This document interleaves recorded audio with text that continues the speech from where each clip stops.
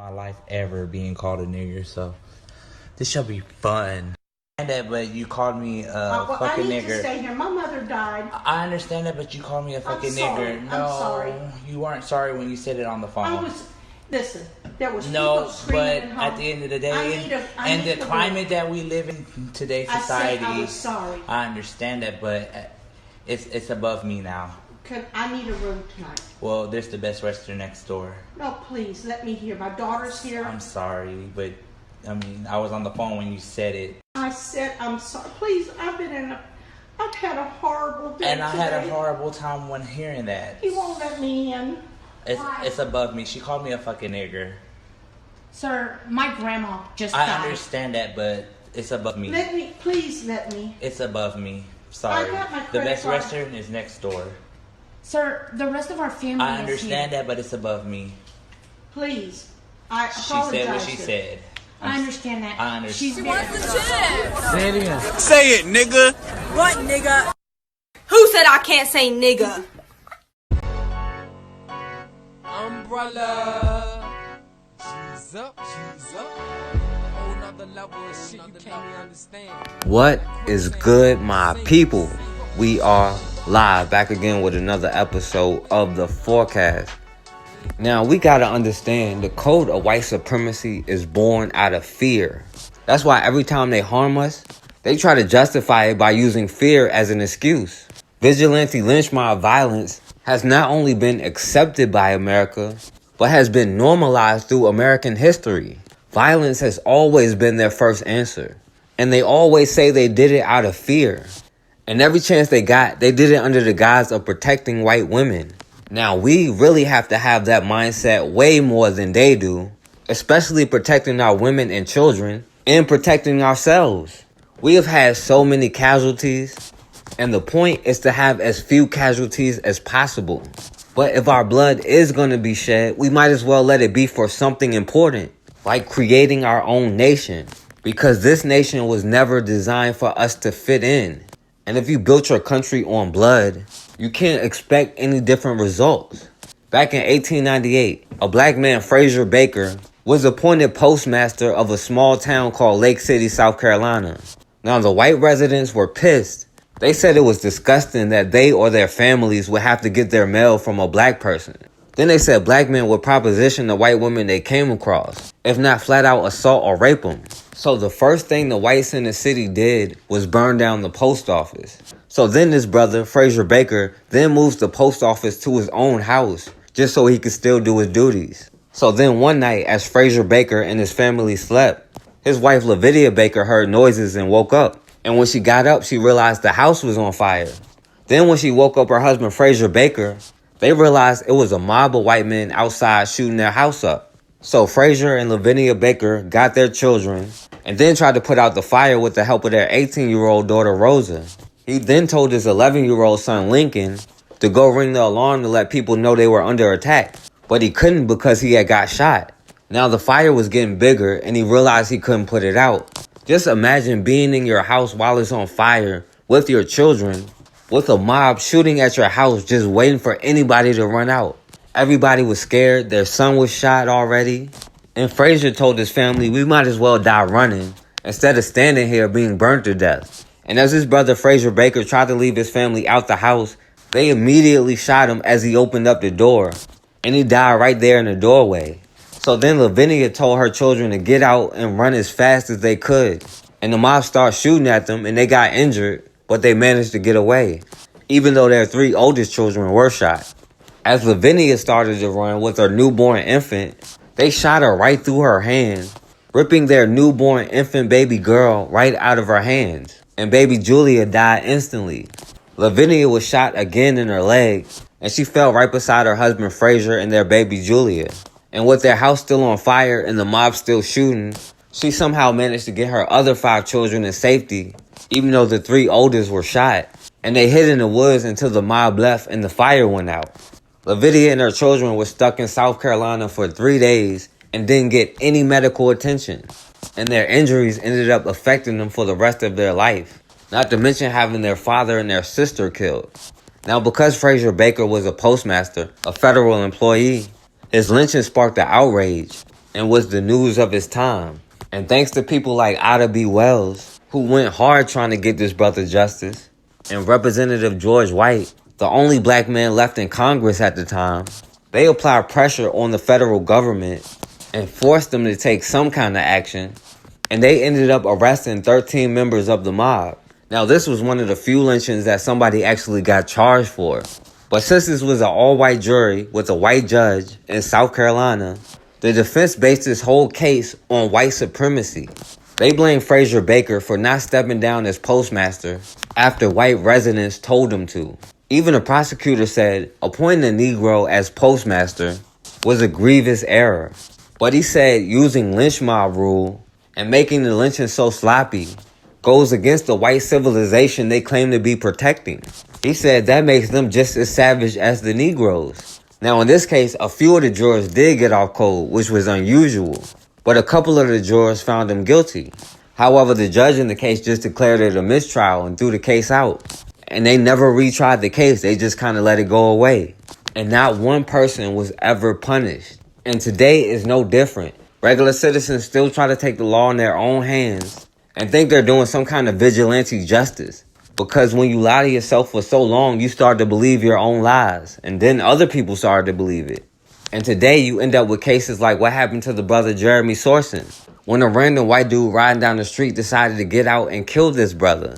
And we begin with developing news out of Provo, where police are investigating a domestic violence-related shooting that left a man in critical condition. They say it all started with a fight between a man and a woman near 5th North and 2nd East, right in front of BYU student housing. Let's get live now to Jason Wynn, an update on the situation. Jason? Emily, police say that fight was physical, and it happened right in a driveway right behind me around 8 o'clock. And that's when investigators say that a man who was passing by decided to get out of his car and get involved. Now, investigators tell us that there was some type of verbal altercation between that man and the man that was involved in the domestic dispute. Now, the woman in this case was hurt, and she was also taken to the hospital. But police say that man pulled out a firearm and shot the man involved in that domestic dispute twice in the chest. Now, police say that this all happened right in front of BYU housing, and the students in the area say that they're glad someone stepped in to help. It's always the right thing to do, to step in, help out. And whether it was two men battling it out and one seemed less than the other, or a man and a woman and one seemed physically disadvantaged, everyone needs help in situations like that. Now, detectives say everyone involved are in their late teens to early 20s, and all three people are talking with police officers. Now, police say they did recover a firearm on scene. Now, the man who was shot and the man who shot the man that was involved in the domestic disturbance, police have not identified publicly yet. But, Emily, we're told that police are offering any type of support to anyone that may be involved in a domestic violence situation. And they say if you spot anything that involves domestic violence, to please call them right away. So they said this brother Jeremy Sorensen got into a fight with an 18-year-old woman, and they aren't releasing her identity or her name, but more than likely is a white girl. But they claim they were on the ground wrestling, fighting, when a random white boy whose identity they're also protecting, and they won't release his name, but he said he saw them as he was passing by. So then he decided to pull up and get out with a gun. And then the white boy started pointing the gun at this brother, not knowing who attacked who was the aggressor. But he pointed his gun at this brother and told him to stop or I'll shoot. Then he said this brother Jeremy Sorensen didn't pay him no mind and didn't respond to him at all. So because he didn't comply with some random white boy's order, they said that's what cost him his life. He shot this brother twice, including one in the chest, killing him. Now this white boy who killed somebody, they haven't even released his name yet. But they have never had a problem deputizing citizens. And although they're supposed to be investigating, the police have their cape on for this random white boy. One big mystery tonight in this shooting is the shooter. Yeah, ABC4's Sarah Martin digs into what we know about the bystander involved in last night's event. At this point, all we can say confidently is that the person was a man. He had a gun, and as of right now, he hasn't been arrested or charged in the death of 26-year-old Jeremy Sorensen. A passerby pulled up, saw the altercation, stepped out, yelled at Mr. Sorensen. He did not respond, produced a firearm, again gave warnings.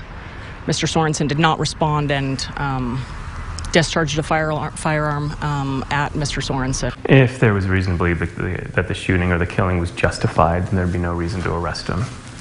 There'd be no reason to charge him. Bradley Henderson is a defense attorney with Canaan's Law Group. He explained that there is just too little information here to say what the police or the district attorney are thinking, but the presence of a witness, the woman being attacked by Sorensen, who was then taken to the hospital, is a clear source of information. Self-defense doesn't just have to be defense of yourself. It can be of another person. As long as you're not part of starting the fight, if somebody is being an aggressor towards you, you have no duty to retreat and try in your attempt to de-escalate it. In order for a person in Utah to carry a loaded firearm, even in their car, the person must have a concealed carry permit. So if he had a concealed carry permit, it's fairly reasonable to say his criminal record is very clean. Charges coming from the district attorney's office against a person that is not being detained can take weeks, even months to process. What I would say is in a hypothetical similar to this, there'd be a very, very good self-defense claim. We have reached out to the Utah County District Attorney to ask if they will be pressing charges. We have not received an answer. Now, the Provo Police spokesman, Nisha King, a white woman, started making excuses and trying to come up with reasons why she thinks it's okay for somebody just to pull up and kill somebody. She didn't say call the police, call somebody that's qualified. It seemed like she was deputizing more people to go do the same thing, and she was giving them the green light. Now they're saying self-defense doesn't have to be defending yourself. You could be defending somebody else. Although this white boy just pulled up and he didn't know who the aggressor was at all. But when you go out of your way to jump in somebody else's business, it's still self-defense. Then they just assume whoever this white boy is, he doesn't have a criminal record without actually looking into it. And even though he is the one that just killed somebody, they went out of their way to bring up this brother Jeremy Sorensen's past. Police are investigating a domestic violence shooting that has now turned deadly. The incident started with a fight between a man and a woman near 5th North and 2nd East, right in front of BYU student housing. A passerby stopped to break up the fight. An altercation between that person and the men ensued, and the passerby fired his gun twice. ABC4's Jason Wynn covering this story for us. And Jason, 26-year-old Jeremy Sorensen in critical condition, but ended up dying at the hospital. What can you tell us about his past? Emily, Sorensen was charged with domestic violence in front of a child in January of 2013. The case, according to court documents, involved his mother. Now, he was also charged later on that year with criminal mischief and licensing violations. All right, Sergeant. Would this be a case of Good Samaritan intervening? That's a good question. That's up to the determination of the county attorney.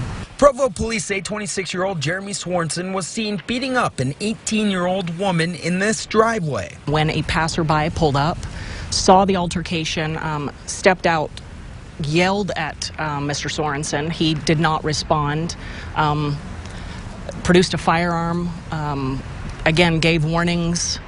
Mr. Sorensen did not respond and discharged a firearm at Mr. Sorensen. Officers say they got a call at 7:58, and by 7:59, they were on scene at 500 North, 200 East. Officers arrived, performed life-saving measures. EMTs arrived and actually transported 26-year-old Jeremy Sorensen to the hospital, where he later died. The woman was taken to the hospital and treated with severe injuries, but she is expected to be okay. The bigger question is, should gun owners step in when they see domestic violence taking place? It's hard to say, this is what you should do in a situation if you're producing a firearm, just because every situation is so different. If in an ideal scenario, if you have the opportunity to do that, that would be a good thing. Again, the Utah County District Attorney's Office will decide if there's any charges filed in this case. Emily, I should tell you that Sergeant King did tell me that if any type of domestic violence raises to the point where it gets physical, it's time to get police involved. Now, this brother Jeremy Sorensen was the one who was shot and killed, but they're bringing up petty crimes that happened years ago. They claim this girl, who was more than likely a white girl, had to go to the hospital. But the cause for the fight in the first place is not even important to them, especially when it comes to white girls. However, had a black man intervened and killed that white boy, Austin Sheffield, who beat up that black woman in Texas, I wonder if they would have the same excuses trying to justify it. I wonder if they would still be happy that somebody intervened. Or would they tell that black man you should have called the police and charged them with murder? If somebody does something to a white girl, there's never an excuse for it. But when that 50-year-old white man punched that 11-year-old black girl, people say she deserved it. And there's a reason to justify it. But in this case, they're happy this brother is dead because there is no excuse for it. Especially if it's a black man with a white woman. But until we have the same mindset of protecting our women and our children and ourselves and making sure we all come home at night, then we're going to get the same results. That is one thing we have to take from them and respond with more urgency than they do. Because until harming us comes with consequences, then people are going to continue to do it. And at the end of the day, we have no friends. We are all we got. A 10-year-old boy mistaken by a police officer as a wanted suspect held at gunpoint in his own front yard. The Woods Cross Police Department saying the officer did nothing wrong, but the boy's mother is demanding action. ABC 4's Brittany Johnson joining us live from Salt Lake with the story tonight. Brittany. That's right, Emily. The child's mother, along with Black Lives Matter, the NAACP, and Mormon Women for an Ethical Government are all calling for an independent investigation tonight. And an attorney here at Christensen and Jensen is also giving the mother legal insight free of charge. An officer had a pistol pointed at his head and was telling him, "You need to put your hands up in the air." It happened Thursday afternoon. The officer, one of many searching for armed and dangerous suspects described as 2 Polynesian males. According to Woods Cross Police, the officer spotted DJ playing in the front yard. A police spokesperson says the officer mistook DJ for one of the suspects. He pulled up the gun at my head. While Rubis believes the officer was prejudiced against her son because he is black, she does not want him fired. Black Lives Matter Utah feels differently. They're calling for the officer to be fired immediately. DJ is as dark as I am, if not darker. That does not fit the description. He is 4'10". That does not fit the description of a man. I'm sorry. BS. Our community is fed up with stories like this. The police officer did come back and apologize to DJ on Thursday. Rubis and Black Lives Matter say an apology isn't enough. We need to hold these officers accountable. They're not above the law. Rubis says DJ has medical disabilities and learning delays. They live in Montana but return to Utah often for DJ's medical treatments. Before yesterday's incident, Rubis even considered moving back to West Bountiful. That changed after yesterday. I do not feel that he is safe, that any of my kids are safe. And Woods Cross Police saying they did nothing wrong, admitting one of their officers did point a gun at DJ, but it was never pointed at his head. Tonight, there is no further comment on Woods Cross Police in regards to this independent investigation. Home asleep when they're awakened by Chicago police and forced out into the cold at gunpoint. It was another bad raid with small children in the house, and as CBS 2 investigator Dave Savini reports, one of them was even handcuffed. What were they saying? Come out with your hands up. It was early morning on a school day when she and her children woke up to a swarm of officers, police yelling over a bullhorn for them to get out of their home. And you came all the way out here? All the way out. They say walk, keep your hands up, walk. So you were surrounded by police right here? Surrounded by police right now with rifles pointed at us. That's when these kids watched their mom, Dominique Wilson, get handcuffed. Then officers started to hone in on 8-year-old Royal Wilson. My hands was behind my back and they had them tight. And you were handcuffed like that on the street? Yes. So why were police there? They got a tip alleging there were illegal guns in the home. They were wrong, and the search warrant itself said the suspect didn't even live there. My legs are shaking. You're just a third grader? Yes. For nearly a year, the CBS 2 investigators have been exposing an alarming pattern of police traumatizing children during other wrong raids, swearing at children, pointing guns at them, and handcuffing innocent parents and relatives in front of them. Al Hofeld Jr. is planning to file a lawsuit against the city on behalf of the Wilson family. It's his 5th case involving Chicago police raiding a home where children had guns pointed at them and are now suffering from trauma. Hopefully you're showing the public the need for meaningful reform. I didn't know what was going to happen. The family said police didn't remove his cuffs for at least 30 minutes and kept everyone outside, including the kids, even though it was raining and just 37 degrees. And while they were outside, here's what police were doing inside. They destroyed your ceiling. They destroyed my ceiling. So what did they find? Nothing. So they raided your home, pointed guns at your kids, and they blew out your ceiling to search for guns, and they found nothing. Nothing. These are children that's being traumatized. Dave Savini, CBS 2 Investigators. Chicago police say it is not CPD protocol to handcuff children. CPD says initially they did not know the age of the child, and once the age of the child was determined, handcuffs were removed. Our ongoing CBS 2 investigation into wrong police raids has led to proposed legislation. House Bill 51 outlines steps officers would have to take to make sure children are safe from physical and mental harm. What you're seeing is a ritual of torture. First, a chair with restraints comes into view.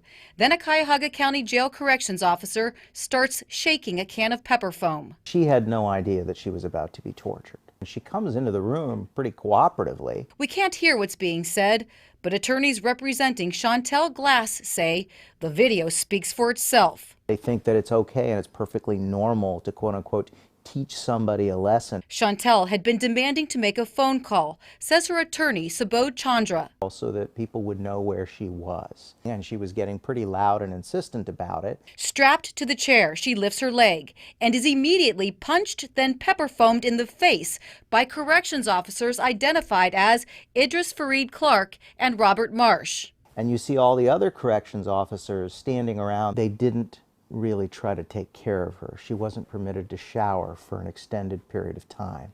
And so she continued to suffer tremendous physical pain. In April, both Clark and Marsh were indicted and arrested on multiple charges, including assault. A total of 7 COs and the former jail director have been indicted over the past 2 months from various incidents, all pleading not guilty. As for the newly released video, a spokesperson for Cuyahoga County says they can't respond right now because it's an ongoing case. But Attorney Chandra says the video says a lot. The indifference to human suffering afterward is just, it simply boggles the mind. Where do you need a supervisor for? Where do you need a supervisor Because I just was unlawfully searched. I didn't commit to a search. I don't understand why I was searched. I'm sorry, why? I didn't know nothing you just I don't understand why I was just searched, why my information was pulled out of my pocket for no reason. Because you can't do that. But she doesn't have a right to do that. I'm detained under what reason? I'm not committed of no crime. Crazy. Okay, but she went in my pocket though. She's not supposed to go in my pocket. That's a search, man, kid. You know what I mean? Come on. You know that like I know that. No, you don't really know half the shit you're talking about. I know enough of the shit that I'm talking about. I know enough. I know I need your badge number and your name too. 529. 529 is my badge number. Okay, perfect. Why are you trying to threaten me? No, I'm not. Are you threatening me? You're looking very like you trying to threaten me. The way that you approached me was very threatening. Man, why your man tripping, I'm man? straight. I'm good. I have nothing under my record, none of that. You can't touch me, baby. So if you want to talk to me about what I'm doing, yeah, you can call the city hall. No, I can ask for your. No, I just want to ask for your supervisor. It's crazy, man. Can I ask for your I am supervisor? the supervisor. Oh, you are the supervisor. Okay, definitely. What was your name and your badge number again? What you say? Fuck you, my name. I got that on cam. It's definitely crazy. on record. I got that on cam. Hundreds of police officers around the country are taking heat tonight for public posts that they made on Facebook. Here's the problem. A lot of people think the posts were violent, racist, and sexist. Police in Philadelphia are among those under investigation, and Don Dahler's there. The people at this rally outside the Philadelphia police headquarters weren't surprised by what they read in the racist social media rants. We live here in this city. But Solomon Jones, one of the protest organizers, says the brazen public display took it to a different level. It's a turning point because they felt the license to engage in hate in a public way. And what that says to me is that there is a culture that allows that to happen. The Facebook posts in question contained discriminatory opinions. If our country was all Caucasian, the homicide rate would drop 70%. Perhaps we should be very suspicious of all Muslims in this country, said another. Or encourage violence. It's a good day for a chokehold. They were collected by the Plainview Project, a group of lawyers and activists who over 2 years painstakingly reviewed the Facebook pages of 3,500 current and former police officers in 8 departments: Dallas and Denison, Texas, Lake County, Florida, St. Louis, Twin Falls, Idaho, Phoenix, York, Pennsylvania, and Philadelphia, where over 300 officers were flagged for allegedly expressing racist, violent, or misogynistic views. I want the 328 officers who are on active duty to be taken off the street right now, because it says to me that your mindset is one that you don't feel that my life is valuable. All 8 police departments have issued statements saying they found those posts objectionable. 4 of them have put some of their officers on temporary desk duty pending investigations. Now, different departments have different policies about this kind of behavior, but David, only St. Louis has referred the matter to a prosecutor. You need to start doing drugs, man. No, I don't need to do any fucking drugs. You need to stop doing drugs, bro. Drugs for what? See what you gotta deal with these people out here, man? You see these people? Well, you guys ain't supposed to be here in the first place. Right. You don't look like you're 55 years old. Call the police. I live here. You don't. You're not 55 years old. It don't matter. I don't have to be 55 to live here. Yes, you do. No, I don't. Where the hell you been living, man? I don't have to be 55. This is a 55 a year older I'm on a lease community. here. I don't have to be 55 a year older. One person has to be 55. I don't have to be 55. He know it all. Here? He know it all. I'm on the lease here, screen and everything. You're screened here? Yeah, I don't freaking know. You don't freaking But you know. live on that side, but you're sitting over here. It doesn't matter where I'm sitting. It doesn't matter. Am I breaking the law?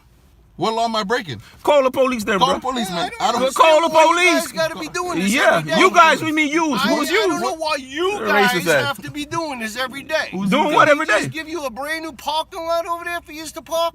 You own this parking lot? This is a guest Didn't parking lot. he just give you a brand new parking lot on that side? What does it matter? Does it say guest parking or what does it say? Guest, right? It doesn't have to say nothing here. Do you own this parking spot? When I see people fucking doing nothing in their cars, that's suspicious activity. Do you not get that? You're not the police. You not get that?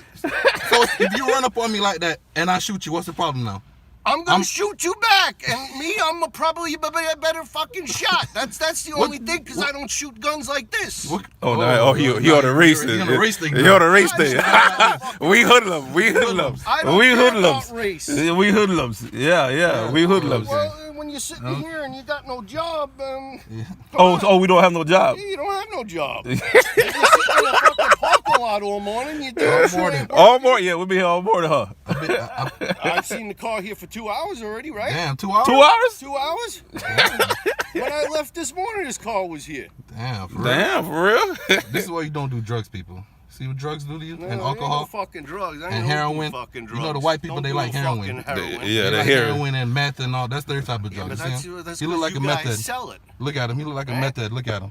You get the fuck out. Fucking meth head. You fucking dirtbag fuckers. Lucky we gonna fuck you up for calling a nigga. I'm sorry, I said. Fuck out of here, pussy. Don't play with me, I'll knock you the fuck out right now. You called him a nigga. You called him a nigga. I said I'm sorry, you're right. Ain't no sorry, you called him a nigga. I'm not playing that shit. I just came on too. It's a situation. It's not fuck out of here. It's not fair, don't fight me. What the fuck is you talking about? Call me nigga again, I'ma knock you the fuck out. I said, why did you say I'm sorry? Call me nigga again, I'ma knock you out. Sorry to these guys. Call me nigga, I'ma knock you the fuck out. Pussy. You pussy. I just came home. You pussy. I knock you the fuck out. I don't want to get hit. Fuck out of here. Fuck out of here. I knock you out. I knock you out. Call me nigga again. Please. Call me nigga again. I won't. Call me nigga again. Dude, I don't want to get hit. Call me nigga again. I won't. Fuck out of here. Say you sorry. I'm sorry. Say you sorry. I'm sorry for Say fucking sorry. I'm heartfully sorry for pussy. We're using that word. Fuck out of here. I'm sorry for it. Tell him you sorry. Go tell him you sorry right now. I will. Go tell him you sorry. Bro. Fuck out of here, pussy. Say you sorry. I don't even say that word. I'm sorry. Fuck out of here. He's right. He's right. That ain't do you no good. Hush me. That ain't do you no good. Hush me. That ain't do you that. Hush me. Call me a nigga again. Call me a nigga. I'm gonna fucking cut. Call me a nigga. Hush me. Hush me. Opportunity. Tough guy. I want to raise your fucking face off. Tough guy. Touch me. Touch me, nigga.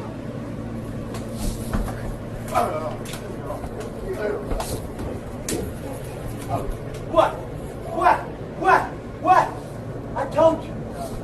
Okay, all right. You guys doing? Hello, 911. Yo.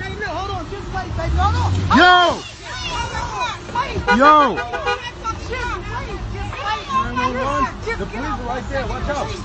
They're right behind you. Calm down, baby girl. Hey, just move out of the car. Just move from out of the car so you don't get hurt. Yo. Watch out, watch out. You watch out, y'all move. Watch out, man. Yo. Yo, what the fuck? The fuck? Oh my. Why would you jump You into right, a man. car like that? Come on, man. You're gonna get away with it. Why would you?